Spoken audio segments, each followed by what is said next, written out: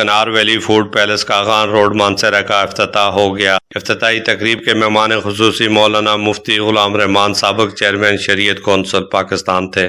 حسین احمد صوبائی ناظم اعلیٰ وفاق المدارس الحربیہ پاکستان، سابق سینیٹر سعید ہدایت اللہ شاہ، مفتی سعید قریشی، قاضی خطیب جامع مسجد دارا مانسہرہ، حاجی غلام دین عبدالجلیل جاوید احمد کے علاوہ کثیر تعداد میں کاروباری شخصیات شرکت کی۔ مہمان خصوصی سمیت کو اس افتتاحی تقریب کی دعوت حاجی قاری عبدالکریم نے دی تھی۔ مفتی غلام رحمان نے افتتاحی تقریب کے شرکاء سے خطاب کرتے ہوئے رزق حلال عین عبادت ہے پر زور دیا۔ انہوں نے کہا کہ اللہ پاک نے ایسا نظام بنایا کہ انسان ہی کو انسان کی ضرورتیں پوری کرنے پر مامور کر دیا۔ سہولت رزاقیت کا مظہر ہے انسان، جو انسان معاشرے کی ضرورتوں کو سامنے رکھ کر کاروبار کرتا، در حقیقت وہ عبادت کرتا ہے۔ سچا تاجر قیامت والے روز اس کی کرسی انبیاء کی صف میں ہوگی، جبکہ نفس نفسی کے عالم میں انسان خوف میں مبتلا ہوگا۔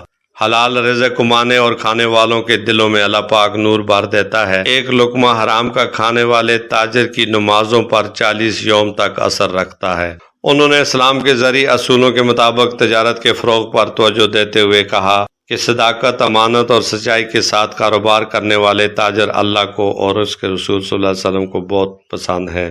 نہ صرف کاروبار میں وسعت و برکت ہوتی ہے، بلکہ تاجر ہمیشہ خوش و خرم رہتے ہیں۔ کسی کا حق نہ کھائیں، کسی سے زیادتی کا خیال تک دل میں اپنے قریب نہ آنے دیں۔ اللہ پر توکل کرتے ہوئے انسانیت کی خدمت کے جذبے سے سرشار عزم لے کر جدوجہد کو جاری رکھیں۔ نوجوانوں کو مخاطب کرتے ہوئے مفتی غلام رحمان نے کہا کہ اللہ کی مخلوق کی خدمت کا جذبہ دل میں رکھتے ہوئے نوجوان کام اور بس کام پر توجہ دیں، بیکار ہرگز نہ بیٹھیں۔ اختتام پر ملک اور قوم کی سلامتی و سربلندی کے لیے دعائیں کی گئی۔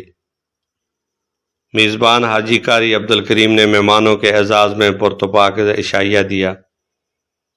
کیمرہ ٹیم کے ساتھ میر افضل گلزار، DMM نیوز، مانسہرہ۔